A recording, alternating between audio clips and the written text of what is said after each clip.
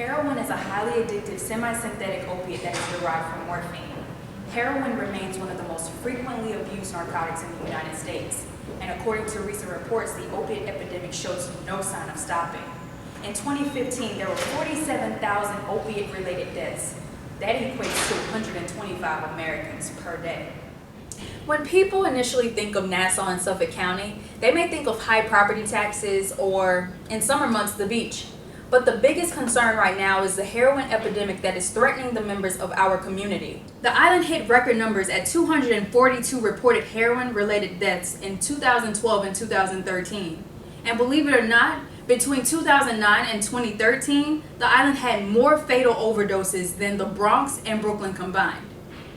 In 2015, Nassau County reported a record number of fatal overdoses, while Suffolk County reported over 100 for the third year straight. And if it wasn't for Narcan, an opiate antidote that reverses the effects of an overdose, these numbers would be significantly higher.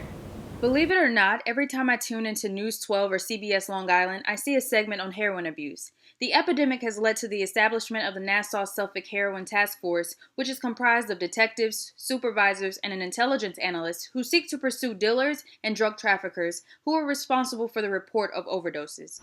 Despite this movement and other awareness programs, there is no attempt to intercept recovering drug addicts once they leave rehab.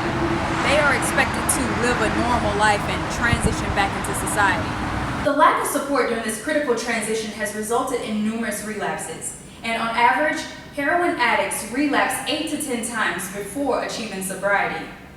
There are a lack of support programs for recovering addicts transitioning out of rehab. However, Universal High is here to fill that gap through physical fitness programs.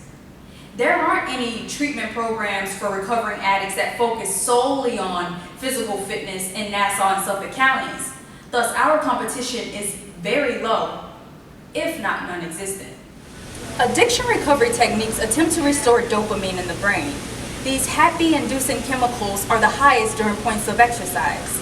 And when you work out, your body releases endorphins that interact with the receptors in your brain. That feeling that follows a good workout or a run is often described as euphoric or a runner's high. And undoubtedly, the benefits of a natural rush or an all-around universal high outweighs the potential deadly effects of an artificial high any day. Exercising regularly is a lifestyle change we want to offer at Universal High. Choose an activity you enjoy because exercising should be fun. Exercise 20 to 30 minutes 3 times a day.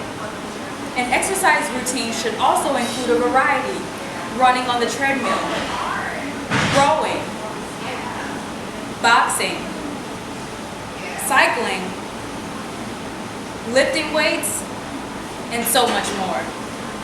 Studies have shown that one 30-minute moderate intensity exercise can reduce stress, ward off anxiety, feelings of depression, reduce tension, anger, boost self-esteem, and lower blood pressure. Essentially, working out regularly also helps keep the mind off of using drugs. For an addict transitioning from rehab will need to fill that void of addiction by occupying his mind with something new. And exercising provides an alternative reward for battling addiction.